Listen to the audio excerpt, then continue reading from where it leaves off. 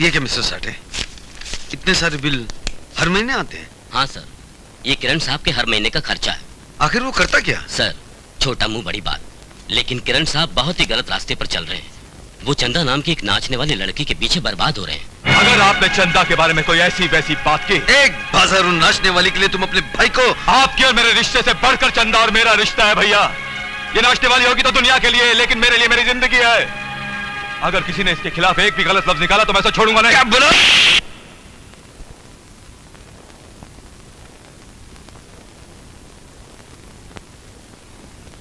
मां, तुम अगर इसी तरह खामोश रही तो देखना एक दिन किरण तुम्हारे नाम पर धब्बा लगाकर रहेगा। बस, मैं इससे ज्यादा और कुछ नहीं कहना चाहता। तुम जानो और किरण जाने। मैं जानती हूं रवि की हर बात सच है, लेकिन किरण बेटे, आखिर हर चीज की कोई हद होती है। तुम कुछ नहीं जानती माँ, कुछ नहीं। ये सब उस टाइपिस्ट की चाल है जो भैया को मेरे खिलाफ भड़का रही है। उषा को इस घर की बहू बनाकर इलेक्शन जीतने की तुम्हारी चाल तो कामयाब हो गई, लेकिन तुम नहीं जानती माँ कि उषा दिखती कुछ और है, लेकिन है कुछ और। क्या मतलब? मतलब ये माँ कि भैया की शादी से पहले उषा और मेरी दोस्ती काफी अच्छी थी। यहां तक कि हम दोनों के बीच अब मैं कैसे कहूं माँ, बोलते हुए भी शर्म आती है। लेकिन तुम ही बताओ, कैसी औरत के होते हुए मैं इस घर में चैन से कैसे रह सकता हूं? ओह, तो ये बात है। हाँ। तो फिक्र मत करना, मैं किसी भी कीमत पर तुझे नहीं खो सकती। माँ, अगर उषा को मैं अपनी चाल का मोहरा बनाकर इस घर की बहू बना सकती हूँ, तो उसे इस घर से निकाल भी सकती हूँ। क्या? देखो बेटे, लंदन की एक कंपनी के साथ हमने बहुत बड़ा प्लान बनाया है। उसकी सारी डिटेल्स इस फाइल में है। मगर माँ, उषा को ऐसी हालत में अकेला छोड़कर मैं लंदन कैसे जा सकता हूँ? गैरों की तरह बातें मत करो रवि। सास के लिए बहू तो बेटी समान होती है, और उसे अपनी बेटी से ज्यादा अपनी बहू की चिंता लगी रहती है बेटे। देखो उषा, तुम्हारे ये आंसू कहीं मेरे पाँव में जंजीर न डाल दे। मैं कहा तुम्हें रोक रही हूँ, लेकिन मुझे डर सा लग रहा है रवि। अरे, इसमें डरने की क्या बात है? जितनी फिक्र मुझे तुम्हारी है, उससे कहीं ज्यादा मां को है।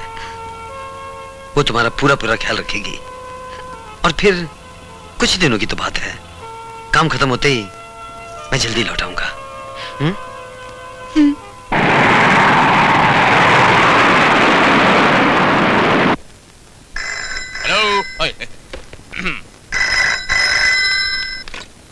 हेलो। हाय जान। हाय, हाउ आर यू? फाइन। करवटें बदलते रहे सारी रात, हम बोले आपकी कसम बोले आप। बस यूं समझ लो कि जान के बगैर शरीर खाली पड़ा हुआ है अनारकली। अच्छा सुनो, वो चुड़ैल अभी तक जाग रही है या सो रही है? तेरी माँ की? मेरी माँ की क्या? मेरी माँ की? अरे सुबह से तुम्हारी आवाज नहीं सुनी। कोई मीठी मीठी बात करो ना डार्लिंग, बहुत थका हुआ हूँ। ओ तो आ जाओ ना, मैं तुमसे मीठी मीठी बातें भी करूंगी और तुम्हारे बदन की मालिश भी करूंगी। याद है ना उस दिन कितना जबरदस्त मालिश की थी मैंने? मालिश? गरम गरम पानी में तेल। मगर तुम ना, छी बाबा, कुछ ज्यादा ही तंग करते हो। यही तो फर्क है तुझ में और उस साली में। एक बर्फ का गोला और दूसरा आग का गोला। आज बताती हूँ मैं तुम्हें कि मैं बर्फ का गोला हूँ या आग बबूला। Hello hello. श्याम डार्लिंग। हाँ डार्लिंग, कट गया था, सॉरी। श्याम। हाँ सुन रहा हूँ डार्लिंग। श्याम। हाँ श्याम, क्या हो रहा है? Wrong number. ये सब क्या है? मैंने सोचा तुम थके हुए हो ना, इसलिए अपने हाथों से तुम्हारी मालिश करके थकान उतारूंगी। चलो कपड़े उतारो। मेरे कपड़े नहीं, अपने कपड़े उतारो।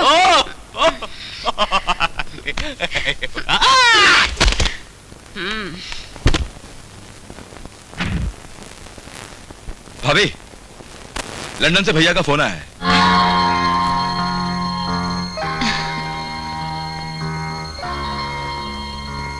Hello hello hello hello hello.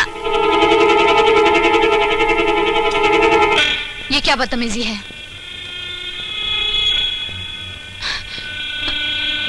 दरवाजा खोलो, जाने दो मुझे। जाने तो मैं तुझे जरूर दूंगा, लेकिन तेरी इज्जत की धज्जियां उड़ जाने के बाद।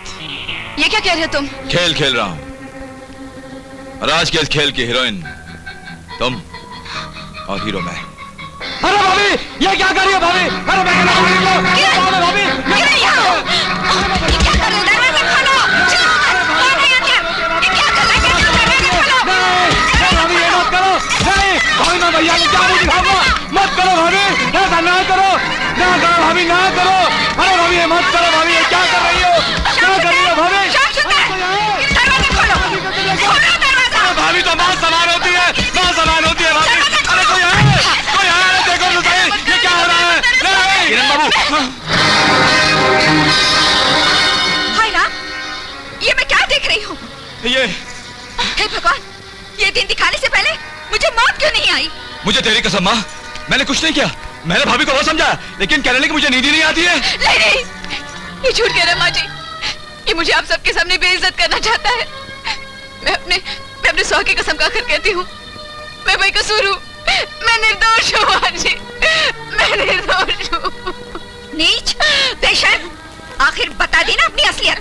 जब मेरे राम जैसे बेटे को पता चलेगा कि जिससे वो सीता समझता था वो एक बदचलन औरत है, तो शर्म के मारे वो अपनी जान दे देगा।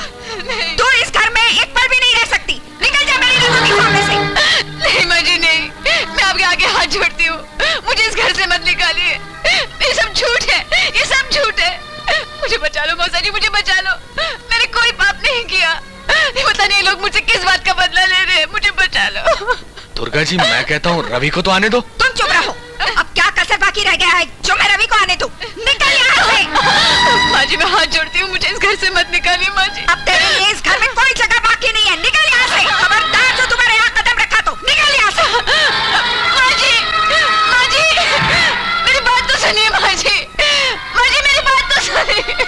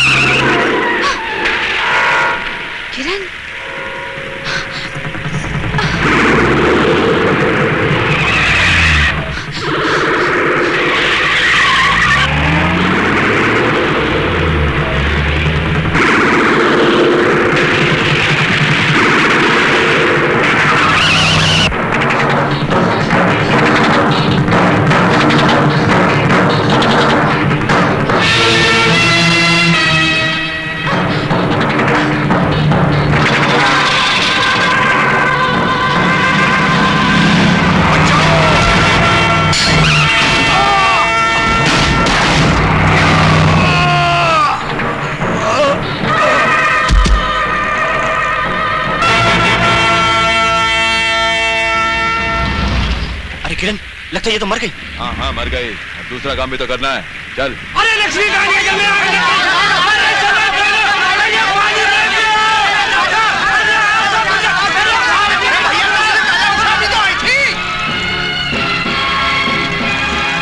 चलो आज उषा का पूरा खानदान ही जलकर खत्म हो गया।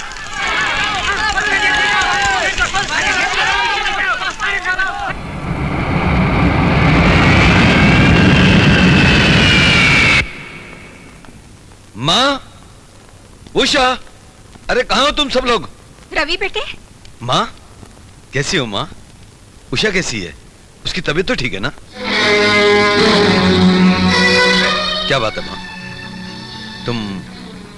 तुम खामोश क्यों हो? रवि बेटे, हमारा खामोश रहना ही बेहतर होगा, क्योंकि उषा के बारे में कुछ कहेंगे तो तुम सुन नहीं सकोगे। ऐसी कौन सी बात है माँ जो मैं सुन नहीं सकूंगा? देखो बेटे, कोई भी इज्जतदार माँ अपने बेटे के सामने अपनी बहू की इज्जत को उछाल नहीं सकती। माँ, ये तुम क्या कह रही हो? हाँ, सच बहुत कड़वा होता है बेटे। अगर हमारी बात पे यकीन नहीं आता तो श्याम सुंदर से पूछ लो।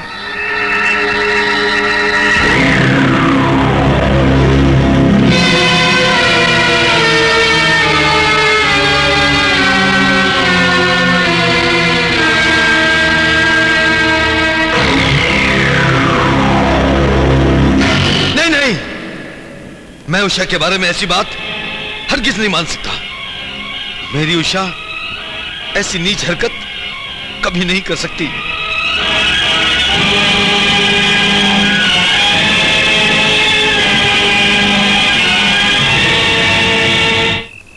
इस तरह उस हादसे में सब के सब जलकर खत्म हो गए।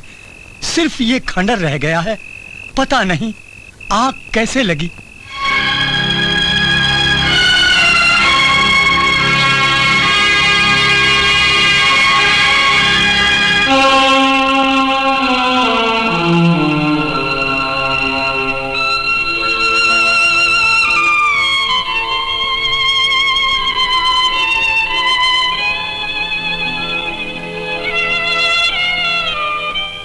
डॉक्टर साहब, दवाइयां लाया हूं।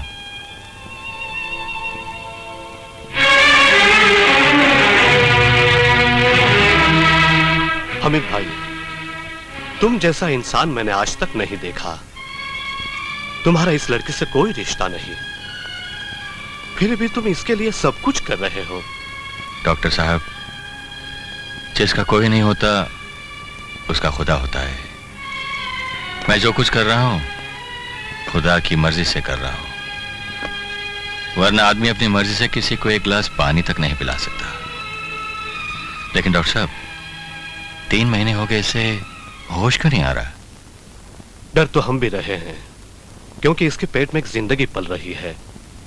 माँ और बच्चा दोनों खतरे में हैं। क्या इन्हें बचाने का कोई तरीका नहीं? तरीका एक ही है, सर्जरी। ऐसी हालत में ऑपरेशन से बच्चे की डिलीवरी हो सकती है, लेकिन मां बच पाएगी कह नहीं सकते। डॉक्टर साहब, आप कुछ भी कीजिए मगर दोनों को बचा लीजिए। डॉक्टर साहब, डॉक्टर का काम सिर्फ कोशिश करना है, बचाना तो मालिक के हाथ में है। मालिक मेरी जरूर सुनेगा डॉक्टर साहब, मालिक मेरी जरूर सुनेगा।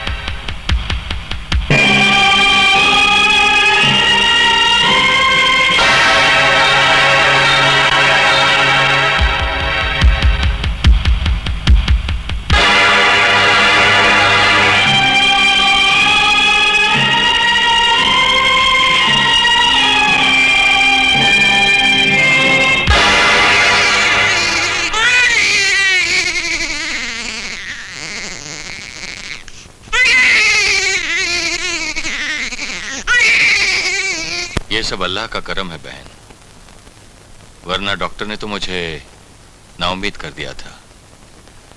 अब मैं तुमसे तुम्हारी बीती हुई जिंदगी के बारे में कुछ पूछना चाहता हूँ।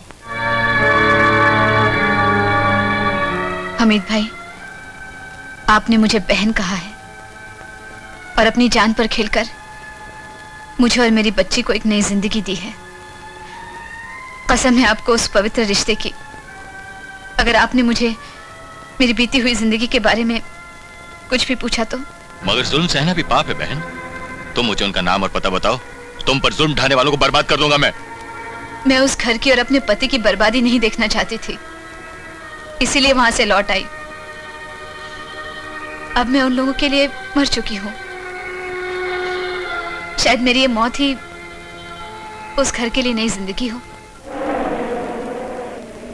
माँ,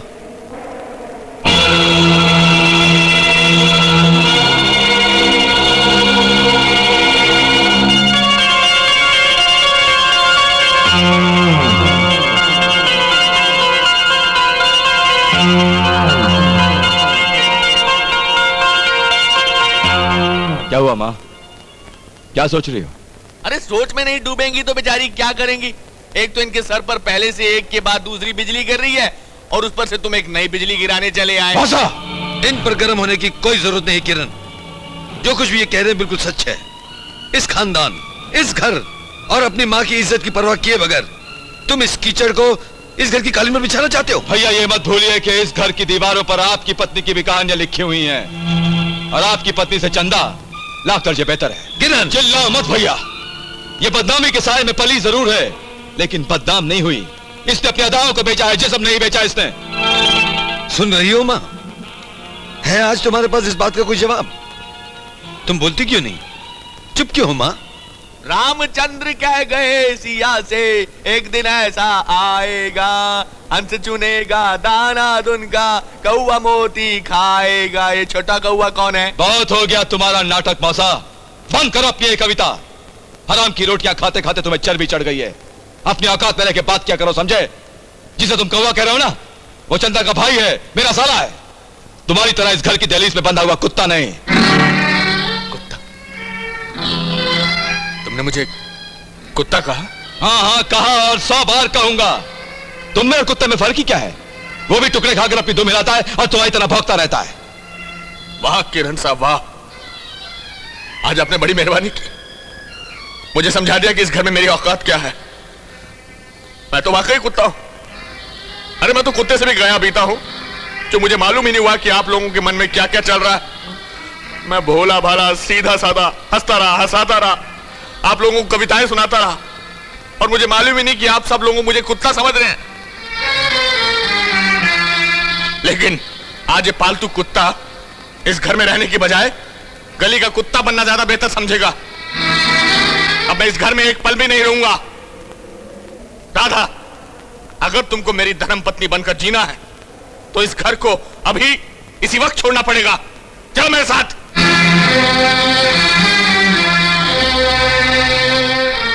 राधा, तुम इसके साथ जाओगी कहाँ? जहन्नम में। तुम्हारा बड़ा घर और घटिया ख्याल तुम्हें ही मुबारक हो। जिस घर में मेरे पति की इज्जत न हो, वहां रहकर क्या फायदा। चलो श्याम।